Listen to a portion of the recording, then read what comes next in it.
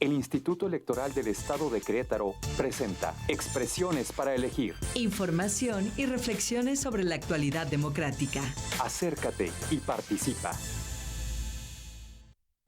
¿Qué tal? ¿Cómo le va? Mi nombre es Héctor Maqueo y le doy la bienvenida a una nueva emisión del programa Expresiones para elegir. Como usted sabe, un programa coproducido por el Instituto Electoral del Estado de Querétaro y TV UAC, con más de 16 años ya, promoviendo, difundiendo la cultura política y democrática. Y me da mucho gusto que nos acompañe hoy miércoles 16 de julio del año 2025, que nos siga a través de los medios universitarios, en radio, en 89.5 en FM, en televisión, el canal 24.1 y también en el canal de YouTube de TV UAC. Gracias siempre por sintonizarnos y le invito a que nos acompañe porque vamos a platicar de un tema muy relevante. Estamos hablando de la democracia inclusiva, en particular la democracia y representación hacia una política de la presencia. Y nos acompaña ya en el estudio el consejero electoral Daniel Dorantes Guerra, de la Comisión Jurídica del Instituto Electoral del Estado de Querétaro, y también nos acompaña el maestro Mauricio Olivares Méndez. Él es profesor investigador de la Facultad de Ciencias Políticas y Sociales de la Universidad Autónoma de Querétaro, nuestra universidad. Vieron en pantalla también, para que puedan conocer toda la información del Instituto Electoral, las redes sociales, @IEQ Comunica, en todas las redes, X, Instagram, TikTok, etcétera, y también en Instituto Electoral del Estado de Querétaro en Facebook. Así que, sin más preámbulo, vamos a la entrevista. La entrevista. Bien, y me da mucho gusto recibir acá, de verdad, en el estudio de TV UAC, al consejero electoral Daniel Dorantes Guerra. Consejero, ¿cómo estás? Hola, Héctor, muy bien, ¿y tú? Bien, gracias por acompañarnos una vez más en esta emisión. Y Mauricio Olivares Méndez, ¿cómo estás, profesor? Todo muy bien, muchas gracias por invitarnos. Gracias a ustedes por acompañarnos. Están viendo en la imagen, para quienes nos siguen en televisión y en el canal de YouTube, pues ya los libros, un nuevo libro recién editado, recién salido prácticamente de las prensas, que es Democracia y Representación hacia una política de la presencia.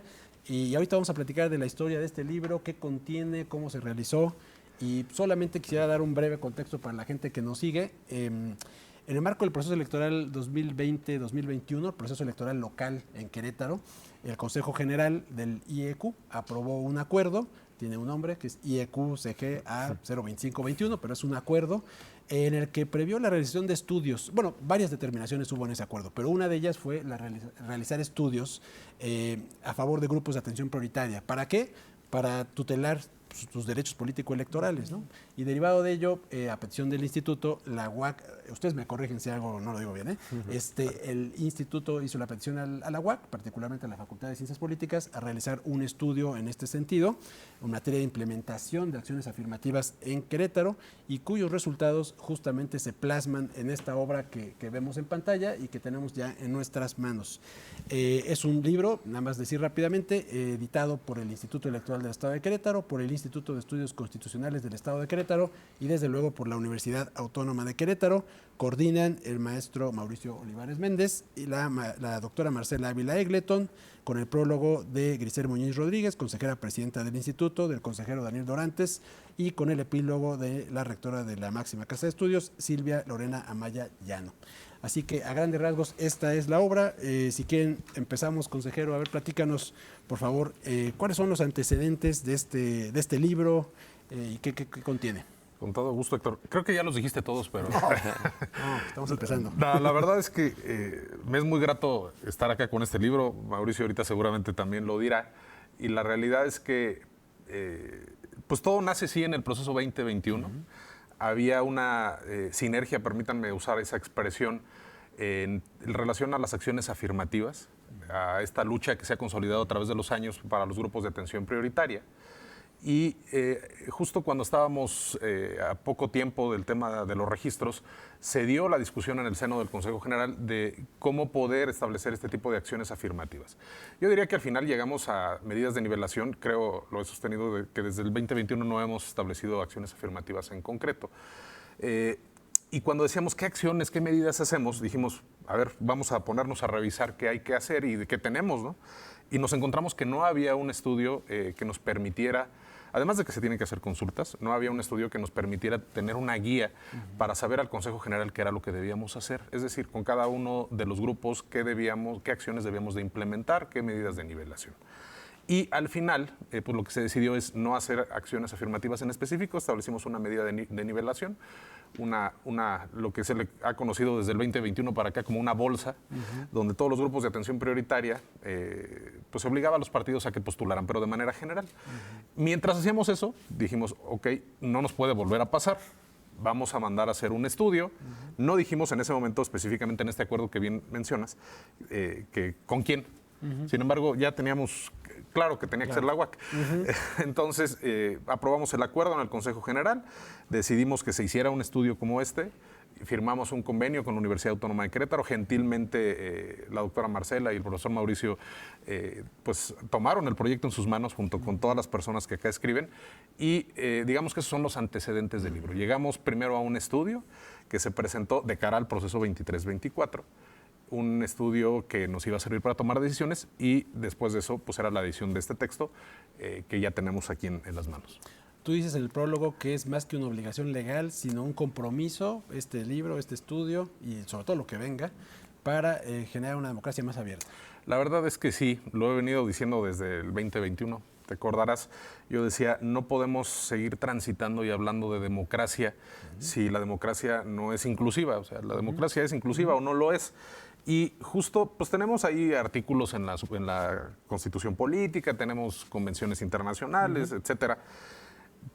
Pero creo que había que transitar de la parte formal a la parte sustantiva. Y creo que este es un buen ejercicio que nos va a permitir transitar a esa parte de democracia inclusiva sustantiva, no solo en lo formal, sino a partir de lo que tenemos aquí, poder empezar a tomar decisiones enfocadas a eso. Si quieres, ahorita platicamos de los alcances. Antes quisiera pues invitar a la charla y al profesor Mauricio Olivares. Profesor, a ver, platícanos, antes que nada, ¿cómo te entraste al proyecto? ¿Cómo le entraste al proyecto junto con la doctora Marcela Ávila? Pues, ¿Y por qué? Claro. Pues de pronto se acercan con nosotros en el instituto porque hemos desarrollado decía Daniel, una sinergia, porque tenemos intereses muy similares en términos de cómo creamos comunidades de acompañamiento, comunidades que permitan que todas las personas tengan como la mejor trayectoria de vida posible, ¿no? Entre eso, claro, incluye lo que puede suceder hacia dentro de nuestra universidad, pero muchas veces, claro, lo que ocurre en nuestras comunidades y quizás en el demos más grande, ¿no? El que nos compete, pues sobre todo el del Estado de Querétaro.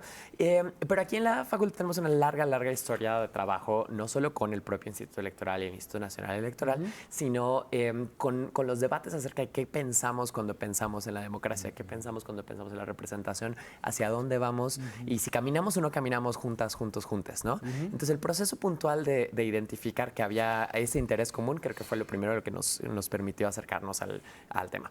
Y después fue justo que nosotros mismos estábamos trabajando muchas veces en procesos de cómo democratizamos este espacio y qué significa cuando lo democratizamos. ¿Estamos escuchando las voces de todas las personas o no? Entonces ahí creo que nos conectamos muy adecuadamente. Bien.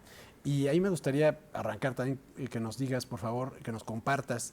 Este libro aborda en un primer momento lo que es la representación política, distintos tipos de representación política, como la simbólica, en fin, la descriptiva y otras.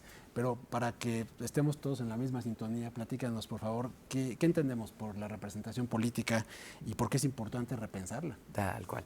Y bueno, es la pregunta del millón, porque creo que también el instituto estaba muy atento a que les dijéramos qué significa la representación. Y lo que hacemos, como hacemos muchas veces en esta universidad, es presentarles 1,000 millones diferentes de definiciones de qué es la representación, porque de pronto tampoco es necesario tener una única definición. Y eso lo abordamos consistentemente, porque estamos pensando en que pensamos en democracias representativas porque las democracias del tamaño que existen ahorita claramente no pueden tener una participación tan inmediata de todas las personas, ¿no? Y entonces decidimos que vamos a mandar personas con una obligación de representar nuestros intereses a un espacio más reducido donde las decisiones se puedan tomar quizás de alguna forma más sencilla. Bueno, eso es lo que estamos diciendo con representación política.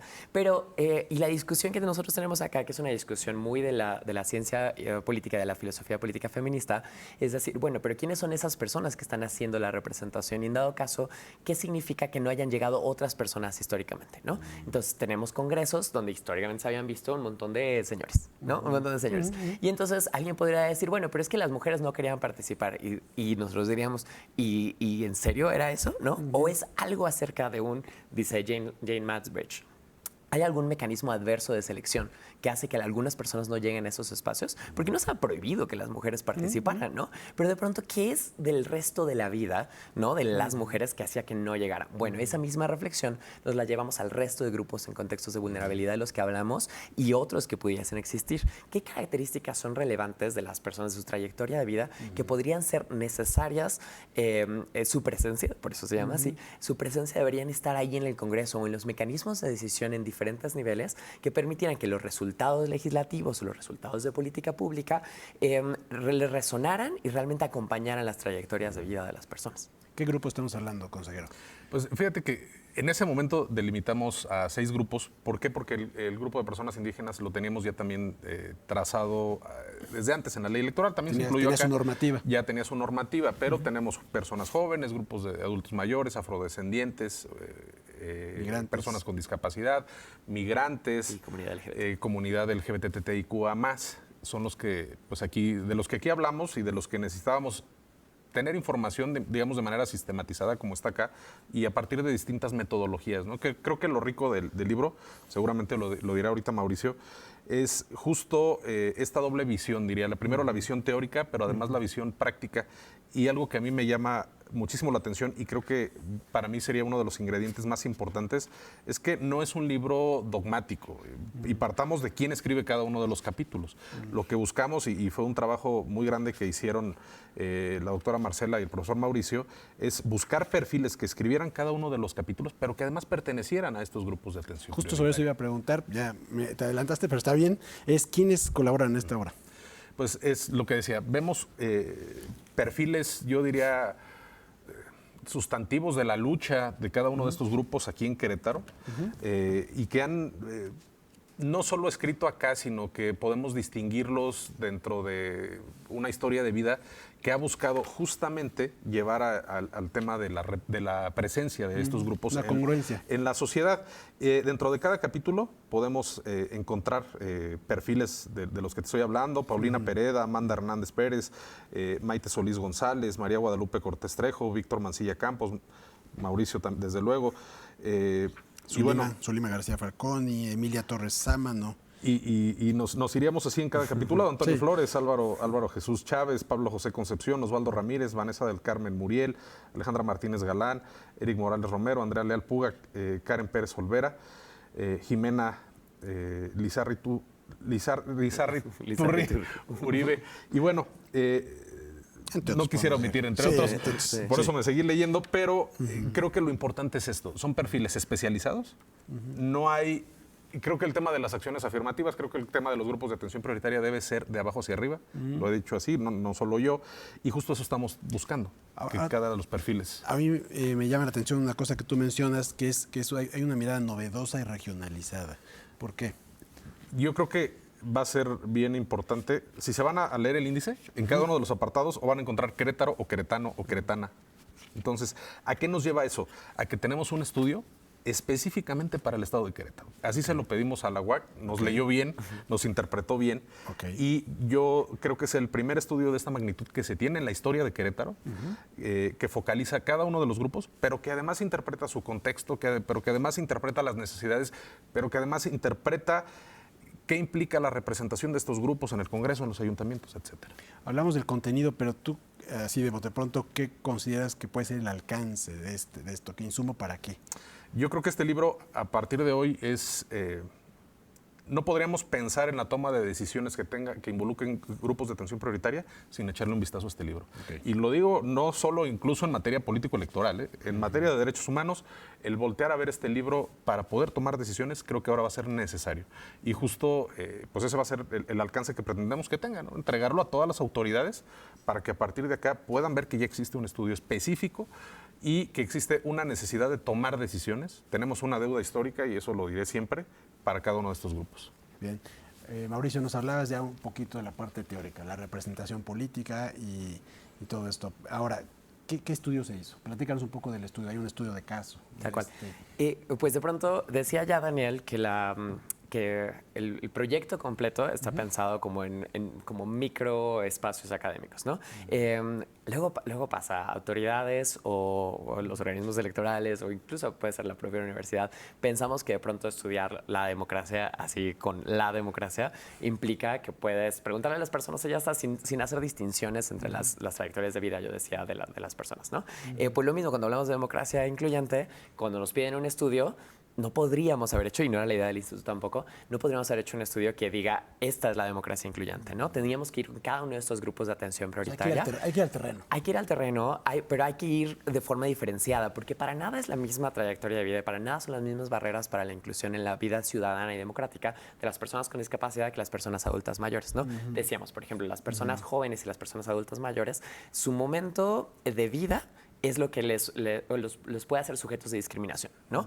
Pero ese momento de vida es transitorio, ¿no? Cuando son jóvenes y después van a ser adultos. Y bueno, los otros habían sido adultos antes. Claro. Ese tipo de cosas, ¿no? Luego las personas LGBT viven una serie de discriminaciones estructurales asociadas a una identificación que no necesariamente es visible para las personas, ¿no? Entonces, esa identidad puede ser oculta. Ahora, las personas afrodescendientes y las personas de los grupos indígenas muchas veces son personas que por ejemplo, son medidas de formas diferentes, ¿no? Entonces, si eres perteneciente a un grupo indígena, significa que hablas una lengua indígena o de pronto lo que haces es algo de identidad cultural.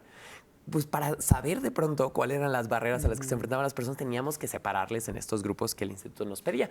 Entonces, para acercarnos a cada uno de esos grupos, teníamos que poner en marcha metodologías diferentes. Y esas metodologías diferentes implicaron, por ejemplo, para algunos, para el caso del estudio que hace Toño y Álvaro, por ejemplo, que está fantástico, pues, échenselo de verdad, bueno, échenles todo el libro, pero ese artículo en particular está re lindo. Pues claro, van a comunidades indígenas, hablan con ellos acerca de qué significa para ellos este mismo término de la democracia, ¿no? Y luego de repente, cuando estamos hablando sobre personas con discapacidad, se hicieron grupos focales, ¿no? Quizás un mecanismo diferente también para llegarnos cualitativamente a la información. Teníamos todos los datos cuanti que existen, pero nosotros sabíamos y le dijimos al instituto, y a diferencia del estudio que se hizo similar por parte del INE, nosotros sabíamos que el dato cuanti no nos iba a reflejar lo que realmente nos interesaba, que era explorar esas barreras y el significado de esas barreras para tu entendimiento de ti misma, de ti mismo, de ti misma como ciudadana, ¿no? Eso era lo que nosotros queríamos saber. Es como, ¿en qué momento te abrieron la puerta los partidos, el Congreso, el gobierno, el instituto, para sentirte parte de esta comunidad política, ¿no? O tú no quieres participar en esto porque no te suena, ¿no? Y entonces cada uno de los capítulos tienen conclusiones diferentes, porque las personas, claro, nos ha ido diferente en el ruedo, ¿no? Y entonces encontrar esas diferencias nos ayudaría no necesariamente a hacer acciones afirmativas completamente diferenciadas para estos grupos, pero entender la necesidad de hacer una serie de acciones afirmativas que estuvieran concatenadas para asegurar avanzar de formas diferenciadas para grupos diferenciados. O sea, creo que es la parte importante, este enfoque diferenciado desde el principio, o sea, desde cómo ubicar los grupos, cómo acercarse a ellos y después las medidas que se puedan adoptar. Y ahí también se incluye, y aquí me gustaría que me dijeras algo al respecto, propuestas de diseño institucional. ¿Qué es esto? Claro.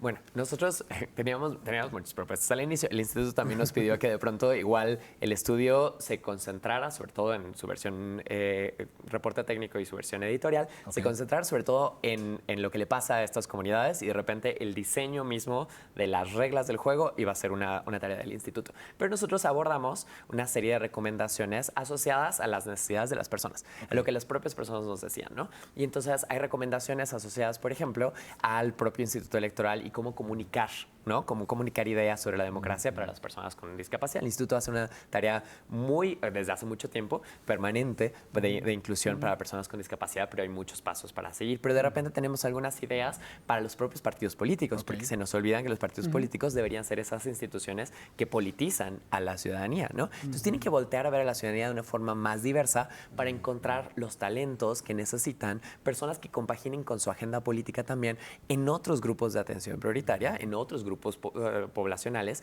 que de pronto no habían estado volteando a ver. Y también requerimos que tanto el instituto como los partidos, como quien sea que esté encargado de los dineros, ¿no? Se asegure poner la cantidad necesaria de financiamiento para obligar a todas estas instituciones a buscar liderazgos en estas comunidades, ¿no?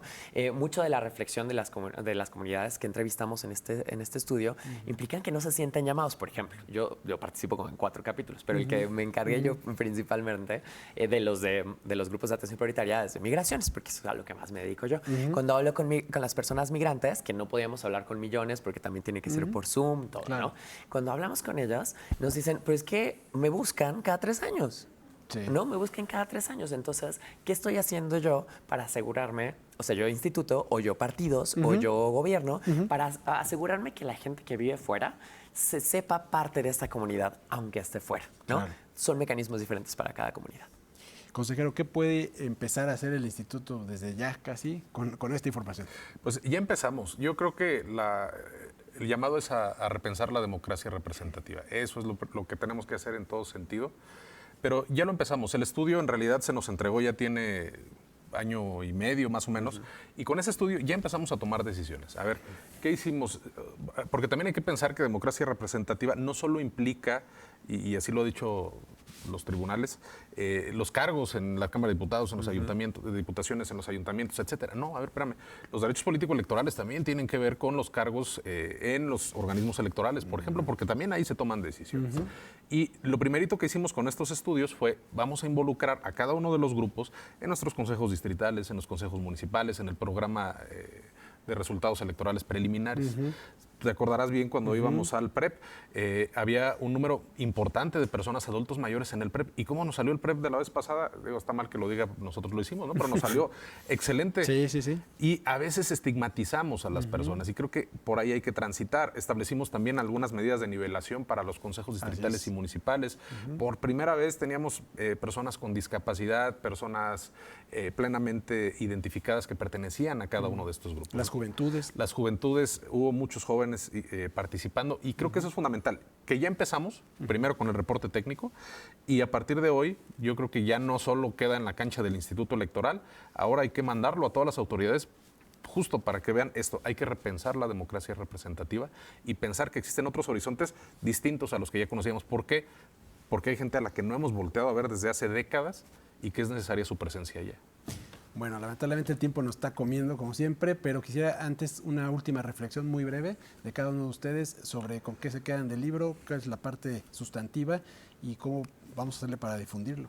Ya, pues sobre todo yo diría que para las autoridades de todo tipo y también para la ciudadanía, darle la vuelta a la pregunta cuando siempre dicen ¿y por qué ellos sí? ¿No? O sea, ¿por qué tendríamos que incluirlos? Habría que preguntarnos siempre en términos de un ejercicio político honesto, ¿por qué no han estado? Cuando preguntamos por qué no han estado, entonces volteamos a ver las barreras estructurales anteriores y con eso podemos visibilizar la reconstrucción de una democracia que sea diferente. Bien.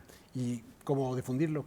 Para que esta información llegue a la gente? Ya, el libro está en digital, lo pueden encontrar en la página del instituto, claro que sí. Y vamos a hacer una serie de presentaciones que nosotros ya tenemos planeadas de por sí en todos los campus donde la Facultad de Ciencias Políticas y Sociales tiene presencia, en términos como del interés de nuestra propia población estudiantil, pero a donde nos inviten vamos a presentarlo y seguir colaborando, pues en el momento que el instituto quisiese que les acompañáramos en los procesos de decisión y el Congreso también en la nueva ley electoral para asegurarnos que las reflexiones, no de nosotros, de las personas de estos grupos de atención prioritaria aparecen ahí. Bien, consejero.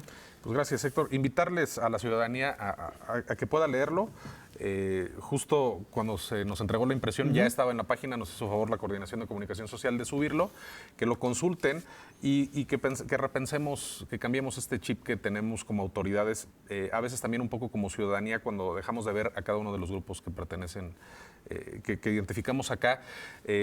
Quizá ahora, te diría, ya vamos un poco tarde porque yo te diría, debimos de haber incluido más grupos, pero bueno, creo que son avances, un gran texto y bueno, invitaría a la lectura, agradecer desde luego a la doctora Marcela, a Mauricio y agradecer también a Rogelio Flores, que nos hizo favor de trabajar en la coordinación, estuvimos trabajando la coordinación editorial para tener este texto.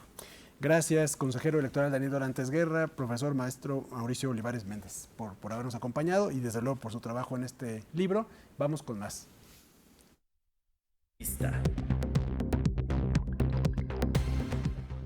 Y bien, solamente reiterar la invitación para que conozcan este libro que ya está en la página del Instituto Electoral del Estado de Querétaro, Democracia y Representación hacia una política de la presencia, www.iecu.mx, está en versión digital, gratuito, lo pueden ver ahí y sigan las actividades del Instituto Electoral del Estado de Querétaro en esa página, en las redes sociales.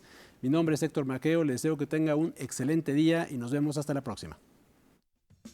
El Instituto Electoral del Estado de Querétaro presentó Expresiones para elegir. Información y reflexiones sobre la actualidad democrática. Acércate y participa.